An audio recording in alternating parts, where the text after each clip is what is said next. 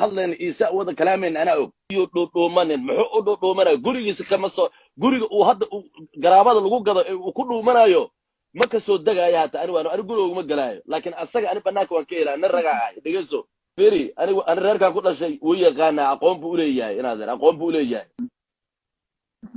ogaadeen qaybta aan ka tago gobolka afdheer masaajid kuma yaalan iyo buwaalaya wallahi meesha aniga afdheer meesha aniga aan ka imaado masaajid kuma yaalo wallahi been kuma sheegay meeqa soo dishay baa lagu faanaa waraa meeqa cunta baan ku faanaa waa waalaya ninkan wallahi ninkan qabiil uu matala ma laha shanta Soomaalina asaga beeri nin abtirkiisa aan garanaynin yuunan waxba been idin sheegin waxba walaaladin tolkiinaan ku dhashanta Soomaali wallahi been inaan idin sheegin shanta Soomaali waxba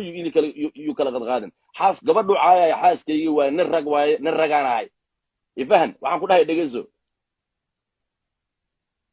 صح waa nin raga ana nin ragaan ahay xaaskaygu caayaya taas anay ijirtaa waxaan ku dhahay dhageyso hadduu nin rag yahaan ku dhahay nin rag uu yahay hadduu aniga gabadh uu qabay adeertii waan ku dhaw ku soo celinaya ma caayay caruurtiisa adeer baan waa aniga ma caayay hadda ku sheegay laakiin asaga sheegadka dhalay ee xaaskayga aniga